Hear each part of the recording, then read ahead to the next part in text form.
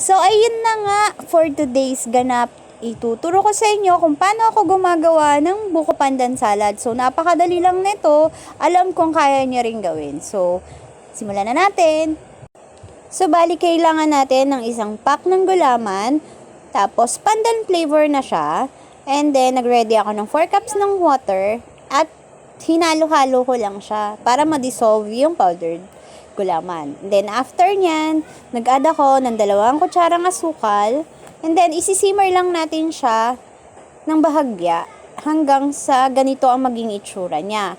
Pag nag-simmer na siya ng ganyan, pwede na natin siya i-transfer dun sa tray na paglalagyan natin. And then, mamumuo na lang yan ng mga ilang minutes.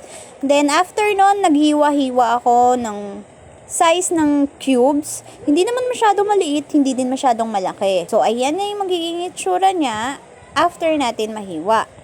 After ng gulaman, sago naman yung lulutuin ko. So, nag-ready lang ako sa isang maliit na kaserola at naglagay ako ng tubig at magpapakulo ako ng sago. So, hayaan natin siyang kumulo dyan.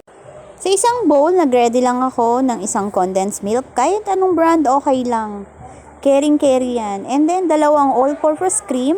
So, okay lang kahit hindi nyo i-chilled sa rep. Yung akin kasi nasa rep So, mahirapan tayo mag-mix-mix. So, ayan. Pero okay lang kasi malulusaw naman yan pag hinalo ng hinalo.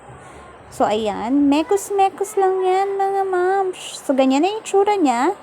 And then, sinalin ko na rin yung nalutong sago. So, ayan na siya. And then, bumili ako sa kanto ng 2 buko. So, napakamahal na pala ng buko ngayon, no? Parang 45 pesos. Tapos, yung ginawa nating gulaman kanina, ayan, ang ganda ng itsura niya. Paskong Pasko. So, naglagay din ako ng nata de coco. Optional lang yan kasi nakita ko lang yan dito sa kusina. So, sayang naman, sabi ko, lagay ko na lang din, ihalo ko na lang din. So, wala namang epekto yan. Dadagdag lang ng texture yung inyong buko pandan salad. So, kasi makunat yung nata de coco So, i-mix-mix lang natin hanggang makover lahat ng gulaman, buko at nata de coco. So, ayan na siya. Ready na ang ating buko pandan salad. Thank you for watching. Babush!